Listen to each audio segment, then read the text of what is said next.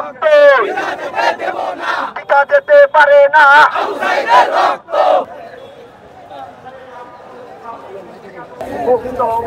আমাদের মাঝে সৎ এবং নিষ্ঠার বাংলাদেশ দেখতে চাই। আমরা সুন্দর একটা বাংলাদেশ গড়তে চাই, যাতে গরিব দুঃখী সবাই সাহায্য পায়, সবাই মন খুলে চলতে পারে, মন খুলে কথা বলতে পারে, কারো কোনো মৃত্যুর ভয় থাকবে না এই দেশে।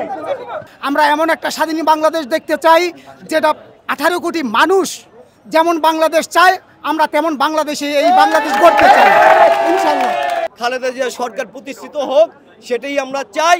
দেশ নায়ক জনাব তারেক রহমান যেন আমাদের মাঝে আবার ফিরে আসবেন এবং বীরের বেশে ফিরে আসবেন, এই প্রত্যাশাই রাখি সারা বাংলাদেশের জনগণের কাছে। আজকে বাংলাদেশ দ্বিতীয়বার স্বাধীন হয়েছে।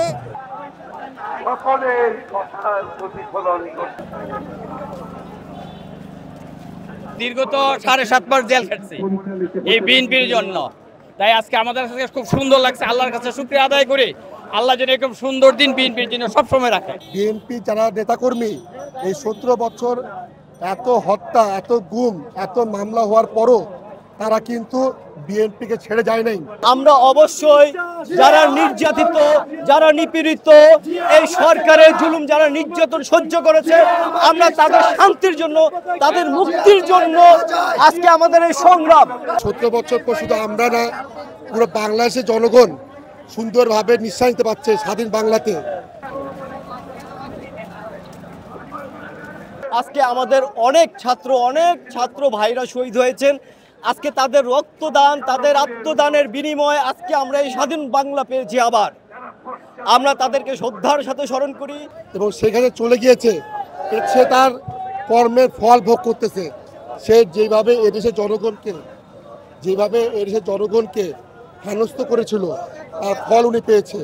আজকে তার জন্য, তার কর্মের জন্য তার দল একেবারেই বাংলার মাটি থেকে নিঃশেষ হয়ে গেছে।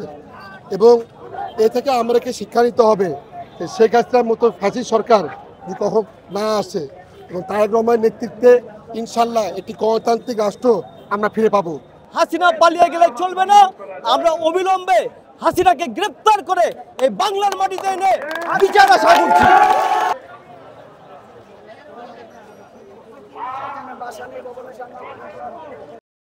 শান্তিবাদ থেকে মুক্ত হয়েছি।